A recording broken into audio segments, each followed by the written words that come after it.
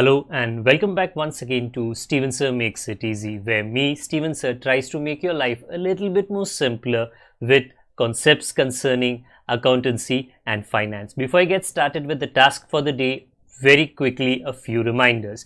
You can connect with us on our Facebook page, our Instagram ID, as well as the Twitter handle. And the most important one is the Telegram channel given above. If you have not installed Telegram on your mobile phone and you are a subscriber of the channel, it's my request, please get connected to the Telegram channel above, join it, so that this particular Telegram channel is used for official communication to inform you, to update you about the lectures that will be premiered the next day, as well as the most important thing, the PDF of the question and answer, whatever is coached and tutored on this particular platform will be shared at the end of that particular chapter, so that you can download it and use it for your future reference basis. Also, if you do intend to purchase the textbook from which the necessary questions are explained during the various lectures, the purchase link is provided in the description of every lecture. And most importantly, if you have missed out the past tense, that is the last lecture, there is an I button given above. Please click it, watch that particular lecture, and then you can come here.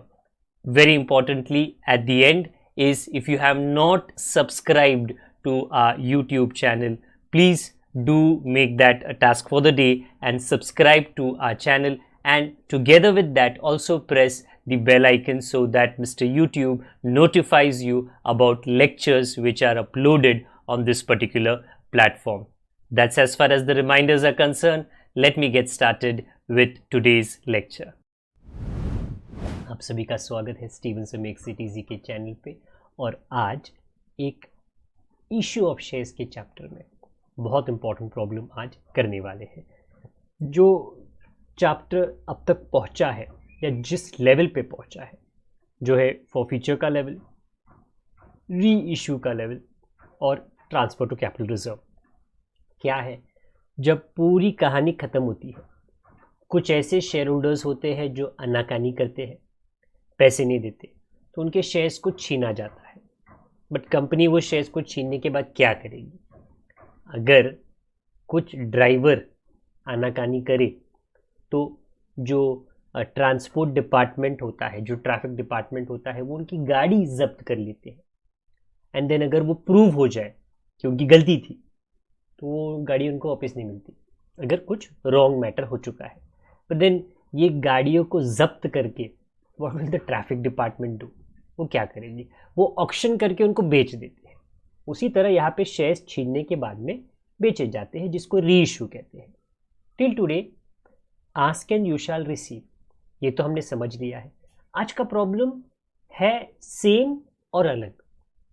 इसमें equity है, इसमें preference है, but इसमें जो focus है, focus ध्यान का केंद्र, वो सिर्फ फॉरफीचर, री इशू और ट्रांसफर टू कैपिटल रिजर्व। सो ऊपर मेरे पीछे the subscribed capital of Parag limited, मतलब जो शेयर्स पब्लिक ने खरीदे हैं, इस 30,000 इक्विटी शेयर्स ऑफ 100 ईच उन्होंने खरीद लिए, अभी नहीं बेच रहे, खरीद लिए हैं। इशू हो चुका है, पास्ट टेंस, भूतकाल। 50,000 प्रेफरेंस शेयर्स ऑफ 100 ईच। मौजूदा परिस्थिति इस कंपनी की ऐसी है कि 30,000 इक्विटी शेयर्स ऑलरेडी पब्लिक के पास है, 50,000 प्रेफरेंस शेयर्स ऑलरेडी पब्लिक के पास है। On both of the shares 80 पर शेयर इज कॉल्ड अप। ये स्टेटमेंट अत्यंत आवश्यक है आपको जानना। 100 रुपीज का फेस वैल्यू है, बट ये दोनों कैटेगरी ऑफ शेयर्स पे कंपनी ने अभी तक 80 रुपीज ही मांगा है, कॉल्ड अप, 100 नहीं मांगा। आई रिपीट, मैं दोबारा रिपीट करता हूं क्योंकि यहां पे मिस्टेक जरूर होगा। फॉरफीचर के एंट्री में, एंट्री नंबर 1, ये जो सिस्टम है उसका, उसमें जब आप उल्टा करो, उल्टा, तो जो मल्टीप्लिकेशन होनी चाहिए वो कॉल्ड अप अमाउंट से होनी चाहिए, वो फेस वैल्यू से नहीं होनी चाहिए, कॉल्ड अप अमाउंट। काफी बार called up amount face value same रहता है, बट अगर अलग रहे तो बहुत इंपॉर्टेंट है ये जानना। इस प्रॉब्लम में इस कंपनी ने दोनों कैटेगरी ऑफ शेयर्स पे सिर्फ 80 रुपीज मांगा है, 100 रुपीज नहीं मांगा। आगे, the directors forfeited 500 equity shares held by Ashish. Ashish एक बंदा था, उसके पास 500 शेयर्स थे, who failed to pay first and final call of 20 per share. मैं ये आगे नहीं पढ़ता हूँ, ओके, क्यों? मैं ये वाली एंट्री आपको दिखा देता हूँ और आगे पढ़ के आगे की एंट्री दिखा दूंगा। डोंट वरी, आगे मैंने नहीं पढ़ा, उसका असर अभी नहीं होगा। आशीष के 500 शेयर्स, क्योंकि उसने कॉल का 20 रुपया नहीं भरा, वो होगा कॉल इन अरियर, आपको फॉरफिट करना है। आप ये हैंडल कैसे करोगे? ओके, कुछ इस तरह, सॉरी, हाँ, आशीष के 500 शेयर्स फॉरफिट। पहले तो हम इक्विटी शेयर कैपिटल को उल्टा करेंगे। ऊपर मैंने सिर्फ आपको प्रेजेंटेशन बताया है कि कैपिटल कहाँ पे होता है, कॉल इन अरियर कहाँ पे होता है, बैंक कहाँ पे होता है। सो आई रिपीट माई सेल्फ। हाँ, तो इसमें कोई कैलकुलेशन नहीं है, बिकॉज सारा कैलकुलेशन ये जर्नल में आने वाला है। Equity share capital 500 shares into 80 called up, okay, very importantly कि उधर लिखा है पेड अप, मतलब जो मांगा है वही पैसे मिले हैं। 100 रुपीज नहीं मिला, 100 रुपीज पेड अप नहीं है, very important, 100 rupees paid up नहीं है। ओके, इसके बाद में कॉल इन अरियर आपको रिवर्स करना है। आई रिपीट सर, इसके ऊपर के एंट्रीज नहीं करने, सीधा फॉरफीचर। सो क्यों नहीं ऊपर के करने? क्योंकि उन्होंने उसकी इंफॉर्मेशन को नहीं दिया। उन्होंने एक्चुअली बोला है, इंफॉर्मेशन छोड़ो, बोला है कि पब्लिक के पास पहले से ये शेयर्स है, एप्लीकेशन, अलॉटमेंट, कॉल, सारा तामझाम हो चुका है, आपको सिर्फ फॉरफीचर अभी के लिए हैंडल करना है। ओके, तो इसने, किसने? आशीष ने नहीं दिया क्या? कॉल इन अरियर, लास्ट का कॉल, मुझे लगता है 20 रुपया, तो वो कॉल इन अरियर उल्टा हो गया क्योंकि वो डेबिट होता है उल्टे में। ये उल्टी वाली एंट्री है, ये उल्टी वाली एंट्री है। मल्टीप्लाई बाय 40, 20,000, 40,000 के उसके शेयर्स की कीमत 20,000 उसने नहीं दिया, बाकी का 20 दे दिया, कंपनी ने अपनी जेब में रख लिया। Equity share forfeiture in the previous problems मैंने सिर्फ बोला है शेयर फॉरफीचर क्योंकि उसमें दो वेराइटी के शेयर्स नहीं थे। आज इसके आगे प्रेफरेंस शेयर्स भी आने वाला है और वो प्रेफरेंस शेयर्स के इंफॉर्मेशन को मैं 1 मिनट में आपके सामने पढ़ देता हूं, रीड करो।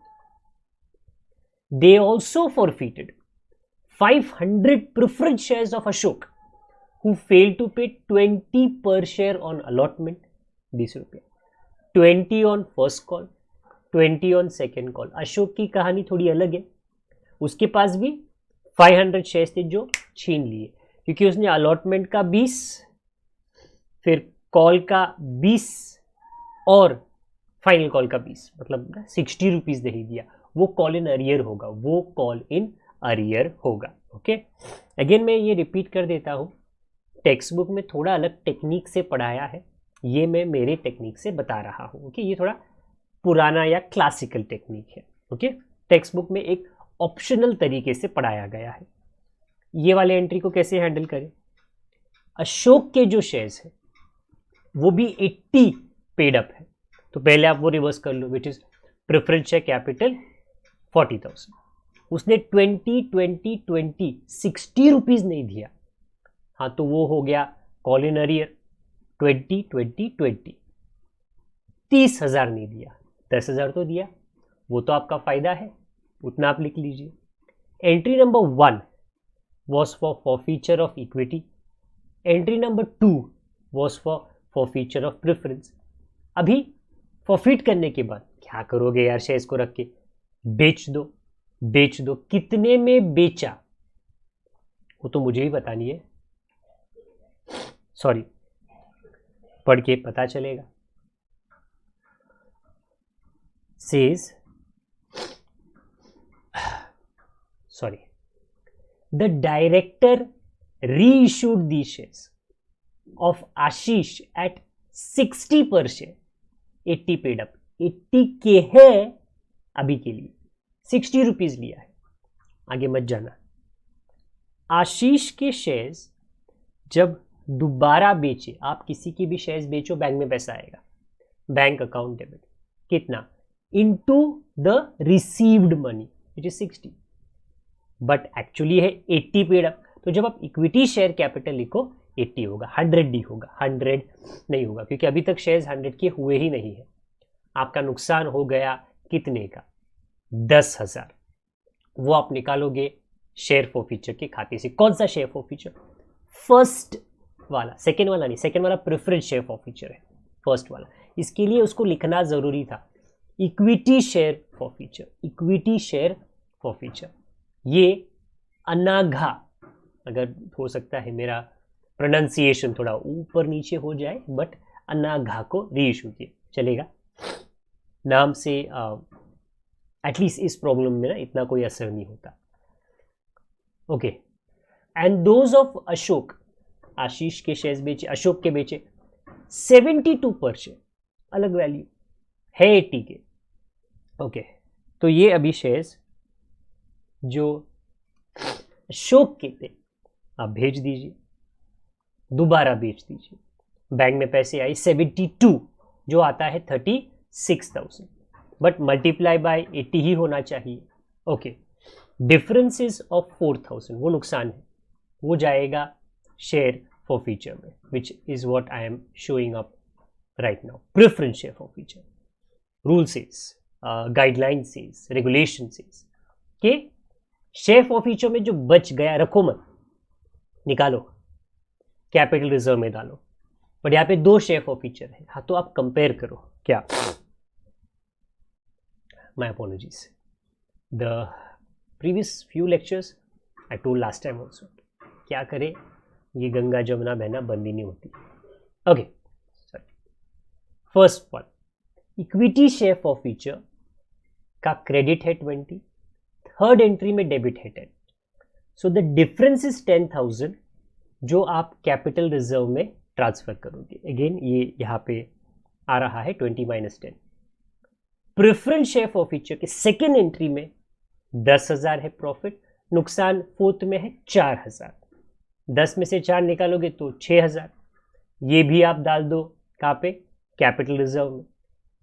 शेयर फॉरफीचर में इक्विटी या प्रेफरेंस पैसा नहीं बचना चाहिए, रीइशू के बाद उठा के उसको कैपिटल रिजर्व में आप लिख लीजिए। This particular question very good one, क्योंकि इसका कंसंट्रेशन सिर्फ forfeiture, reissue as well as transfer to capital reserve. और इसके अंदर एक खास बात ये है, भले ही ये शेयर्स 100 के हैं, 100 कॉल्ड अप नहीं है, 80 कॉल्ड अप है, और ये इस प्रॉब्लम में उसका प्राइम फोकस है कि जब आप उल्टा करते हो, फेस वैल्यू से मल्टीप्लाई मत करो, आपको हमेशा कॉल्ड अप अमाउंट जो पेड होता है, पब्लिक उतना पे करती है, उसी से आपको करना है, क्योंकि ये शेयर्स अभी तक 100 के हुए ही नहीं है। Good quality some, genuinely something different has been thought into it, and I hope ये एक्सप्लेनेशन के द्वारा आपको ये समझ आ गया। अगर आ गया है तो आप लाइक ज़रूर कर सकते हो, आप कमेंट बॉक्स में आपके कोई डाउट हमसे पूछ सकते हो। अगर आप पुराने हो तो आप शेयरिंग करते रहे, अगर आप नए हो तो सब्सक्राइब बटन और नोटिफिकेशन के आइकन को आप भी दबा लीजिए, ताकि आने वाले लेक्चर्स यूट्यूब आपको नोटिफाई कर सके, जो मैं दुआ करता हूँ कि यूट्यूब एक्चुअली कर रही है।